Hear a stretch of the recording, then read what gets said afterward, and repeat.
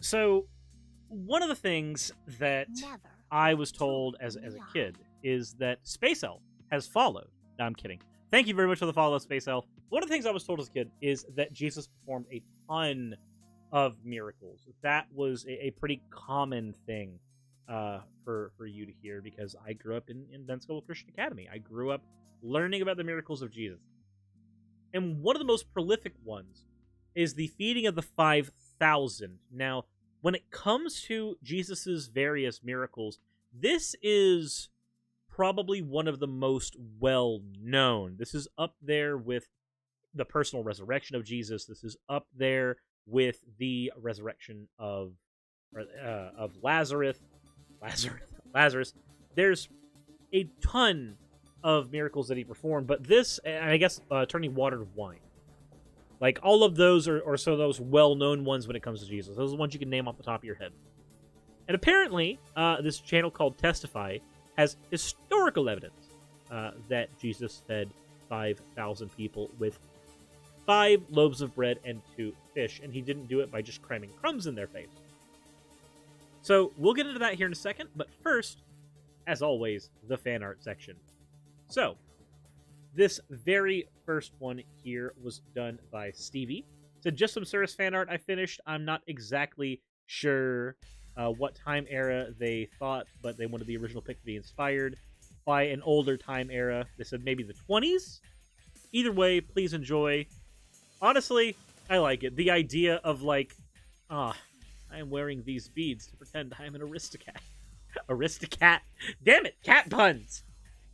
But thank you very much for that, Stevie. And then we have this one from Joey Wolfbane. They said, I found Suris only recently, and I like a lot of the vids that I've watched, so have a bit of with one of their own characters. And honestly, the energy emitted by this particular picture is wonderful. It feels very much like we've caught Ken Ham red-handed, like pilfering money from some poor people, and we're just about to just deck the shit out of them. As always, thank you all for your fan art submissions, and let's get right into the video itself after I do my own personal plug here. Remember that we do have merch available now, depending on what side of the OWO war you would like to take part in.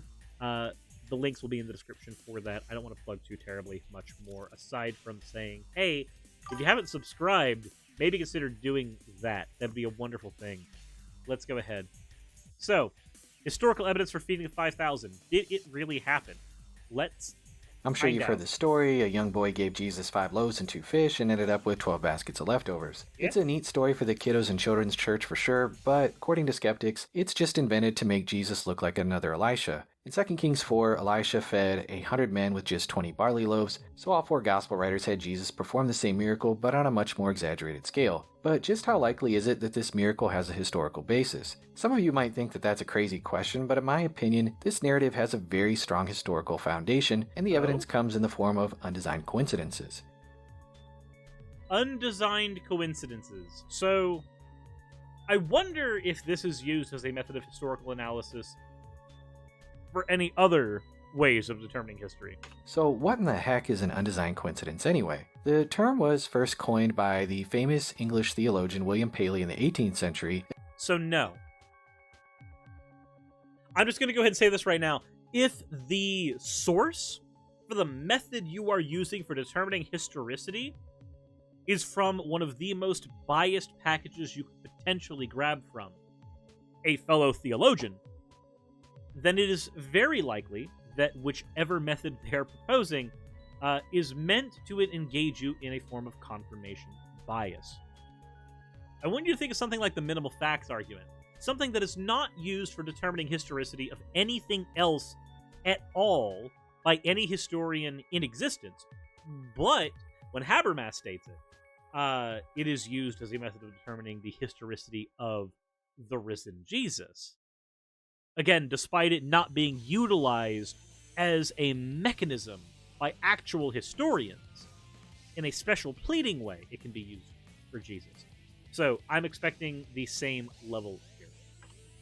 and then popularized by J.J. Blunt in the 19th century. More recently, Lydia McGrew has revived the argument, and it's from her spectacular book Hidden in Plain View that I'll be borrowing from. McGrew defines undesigned coincidences as a notable connection between two or more accounts or texts that doesn't seem to have been planned by the person or people giving the accounts. Despite their apparent independence, the items fit together like pieces of a puzzle. So, I'm just going to say this right now. When it comes to things like oral traditions for religion, a connection between two or more accounts or texts doesn't really mean a whole lot. Because the idea that we would be writing and rewriting these same stories is already part of how these stories come to be. Think about how the story of the flood is presented in the Bible. It's written almost as if there are two flood narratives happening simultaneously, and they've been kind of squished together.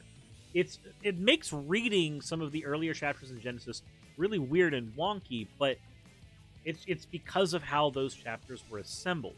But this is kind of what we would expect from any document where people have been passing narratives or passing stories around for a couple of generations and then writing them down on paper. We kind of expect there to be multiple accounts of these things because that's kind of how these things were even pressed around to begin with.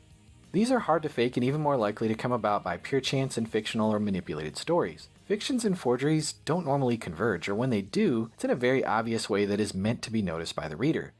Unless, of course, the fiction that is being talked about is part of a narrative that is told to multiple people, and then those people are saying the same narrative, much like a game of telephone.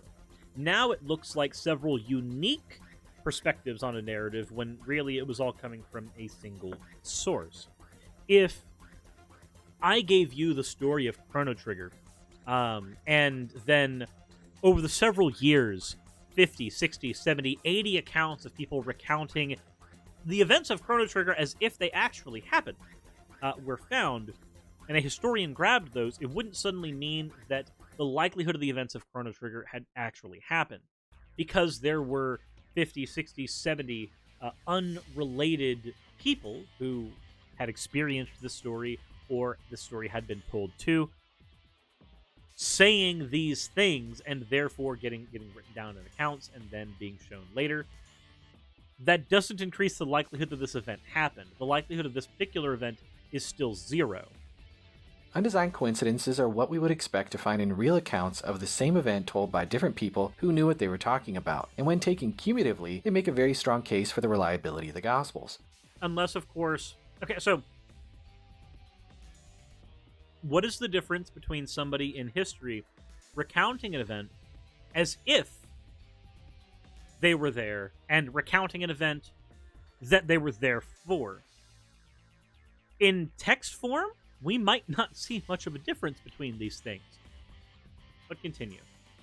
There are dozens of undesigned coincidences in the New Testament, with several of them clustered in the feeding of the 5,000. We'll look at some examples and then discuss some common objections at the end, so be sure to stick around. So where did the feeding of the 5,000 happen? We're going to start in Matthew 11:21, and it reads, "Woe to you, Chorazin! Woe to you, Bethsaida! For if the mighty works done in you had been done in Tyre and Sidon, they would have repented long ago in sackcloth and ashes." Now, so before we get any further, Kitnell TV, thank you very much for redeeming your points for an oh well.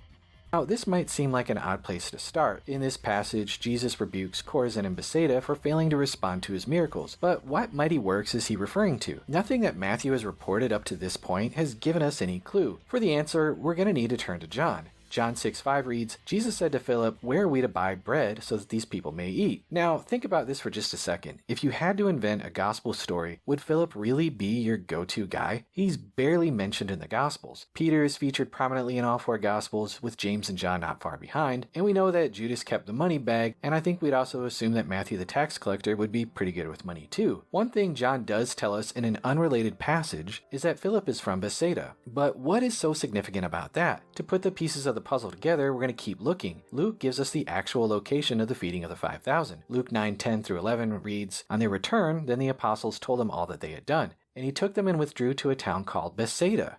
So, let's think about how the Gospels were written.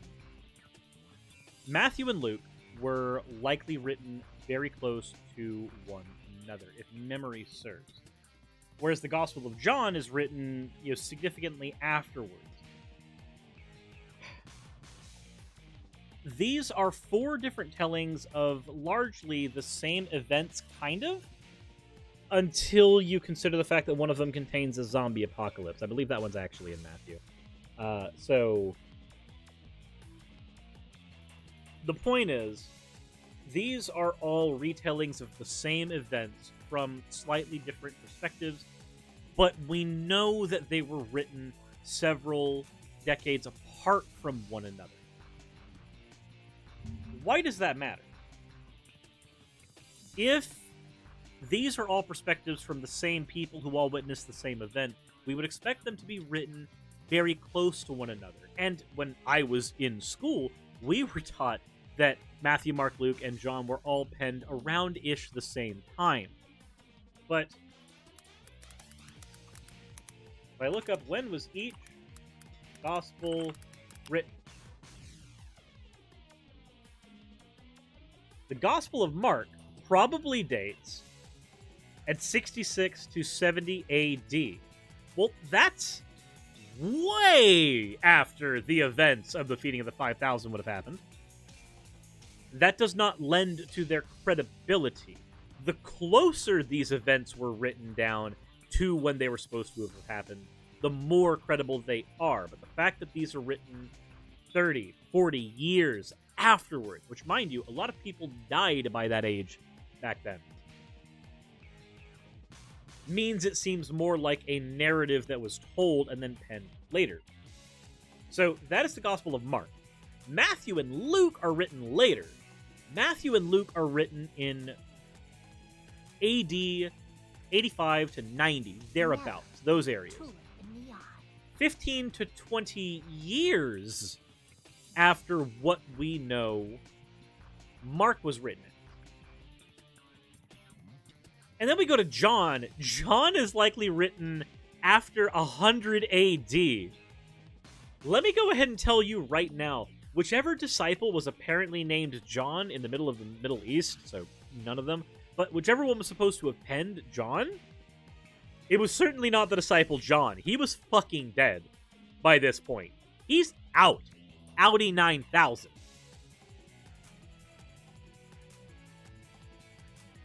Because the chronological order that these were written in, despite them all trying to tell the exact same events, at least John is written 100 years after the point. This is not what we expect to find if we're trying to determine that these events actually happened. This is what we expect to find with a glorified game of telephone. When the crowds heard it, they followed him, and he welcomed them and spoke to them of the kingdom of God and cured those who had need of healing.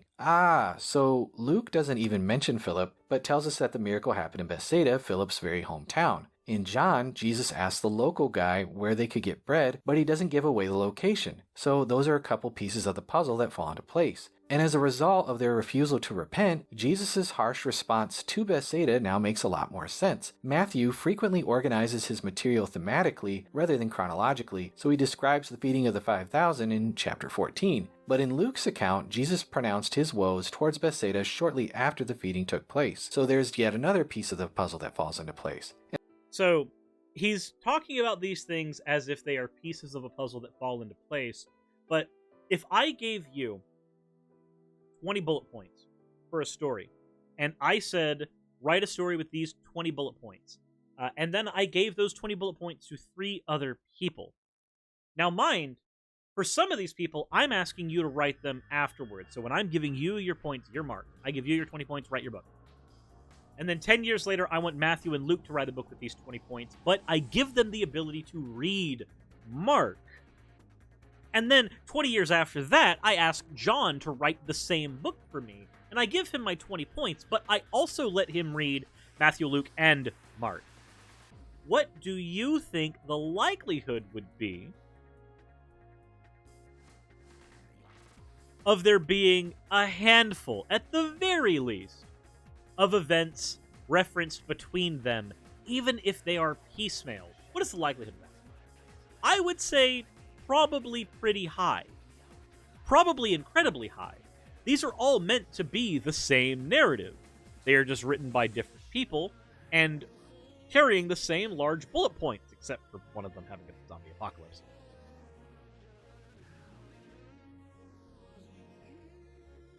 This is not of historical significance at this point. This is what we would bloody well expect.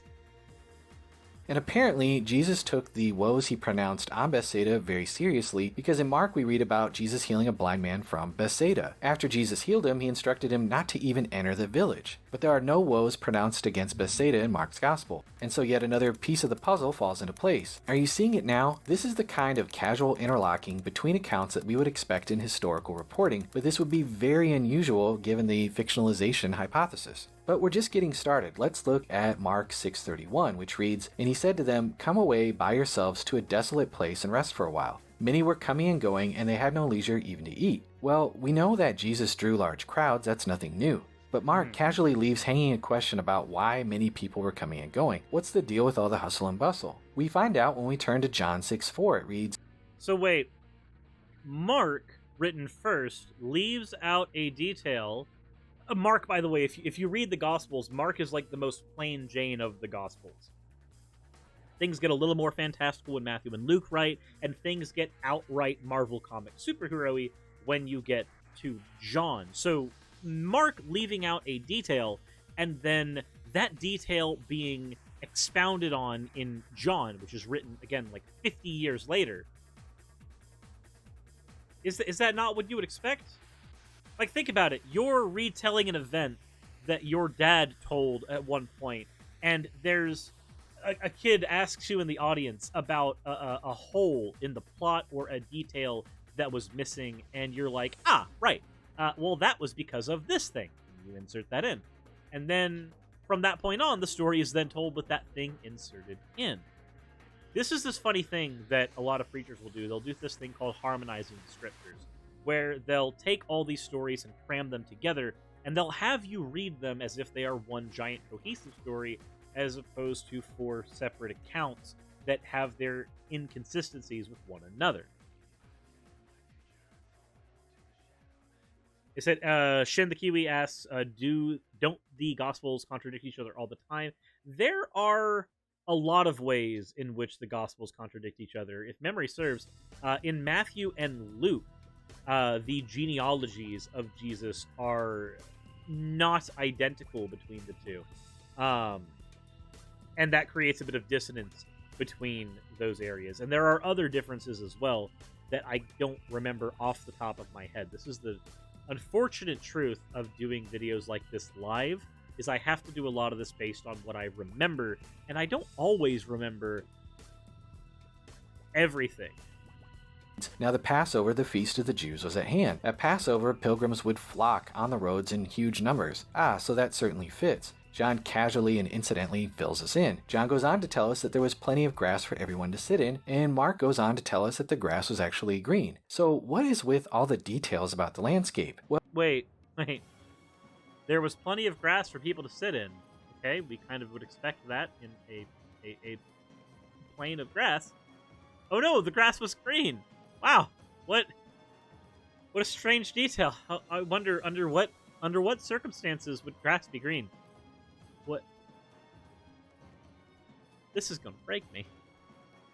Well, Passover is during spring. In Galilee, the grass is usually brown, but there is a very small window of time when the grass is green due to extra rain. Mark's very casual but unexpected remarks that the grass was green and people were coming and going now clicks into place. This looks a lot more like eyewitness testimony than just fiction. But in the words of Billy Mays, but wait, there's more. Reading the story of the feeding of the 5,000 raises some questions about how the evangelists knew the number of people. According to Matthew 14:21, this number refers specifically to men. It reads, "And those who ate were about 5,000 men besides women and children." Mark, Luke, and John show that it was 5,000 men that were fed. The phrase besides women and children is completely unique to Matthew. How is this number calculated? Well, according to Mark 6:39-40, it reads, "Then he commanded them all to sit down in groups on the green grass. And so they sat down in groups by hundreds and fifties." Luke references basically the same thing in Luke 9:14-15. Okay, so none of this is really astounding. For instance, if we look in Mark and Matthew, let's look at about when soldiers were supposed to be mocking Jesus. Mark and Matthew both agree that soldiers were mocking Jesus. Mark 15:16 does this, and Matthew 27:27 does this. But in Mark, soldiers put Jesus into a purple robe as a sign of mocking him as the king of the Jews. But then in Matthew, soldiers strip Jesus down and put him in a scarlet robe, not a purple robe. Again, purple was the color of power, authority, and royalty. So it made more sense in Mark, but it's different in Matthew. If you want to look this up, Matthew 26:28. And apparently, if you go back to John, now suddenly soldiers are putting Jesus in a purple robe again.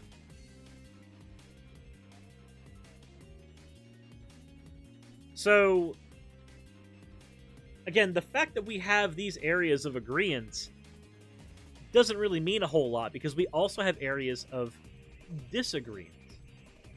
When Jesus goes to get crucified, soldiers compel Simon to carry his cross in Mark, Matthew, and Luke.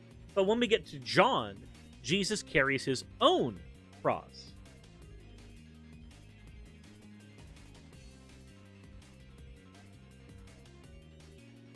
In the area where Jesus is actually being crucified, there's a moment where Jesus mentioned that he's incredibly thirsty. Soldiers in Mark give Jesus wine mixed with myrrh, and he didn't drink it. But in Matthew, now they're giving him vinegar mixed with gall.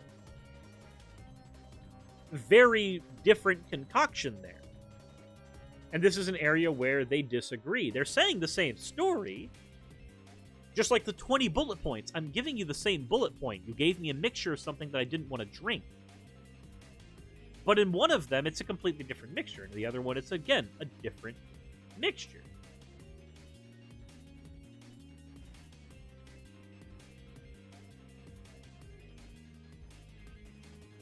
And the further you go into these Gospels, you can find various things they all agree on. Again, talking about the crucifixion of Jesus, if we're just focusing on this, there's all kinds of areas where they do agree and where they don't agree.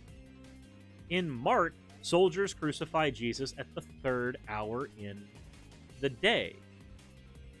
And it's agreed at the very least in all of the other Gospels that the soldiers do crucify Jesus, so they don't specify the time. But if we go further down, Luke says that soldiers part Jesus' clothes and cast lots for it. Whereas when we go down to John, the details are a little bit different. Soldiers part Jesus' clothes into 4 parts, 1 per soldier. They refused to tear it, and then they are casting lots for it. There are different details here in each of these Gospels. In Mark, both of the thieves that are on each side of Jesus during the crucifixion hate Jesus. They spit on him. But when you get to Luke, the narrative's a little bit different. One of the criminals hates Jesus, and the other one asks to be saved.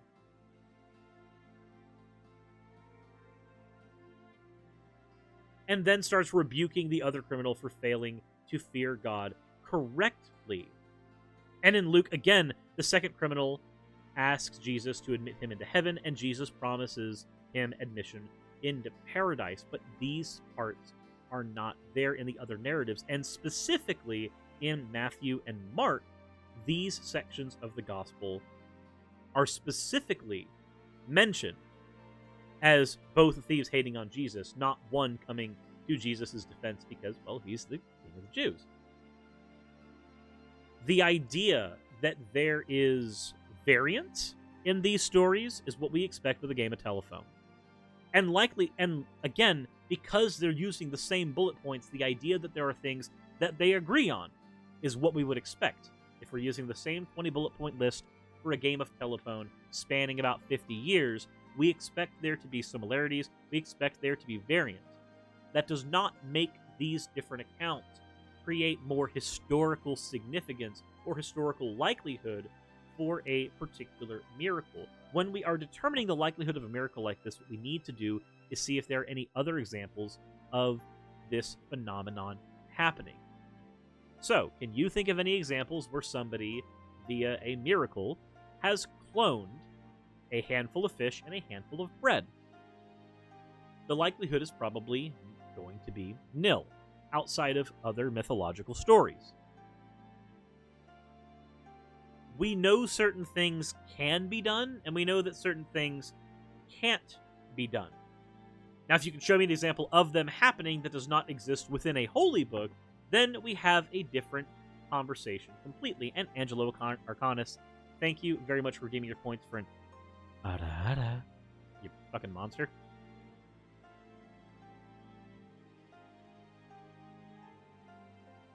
Now, none of this is to say that Jesus did not exist as a person. I'm perfectly willing to accept Jesus existed as a person, and I'm perfectly willing to accept that the stories that were written about him were by people who very thoroughly believed that what they were writing was, at least in some form, true.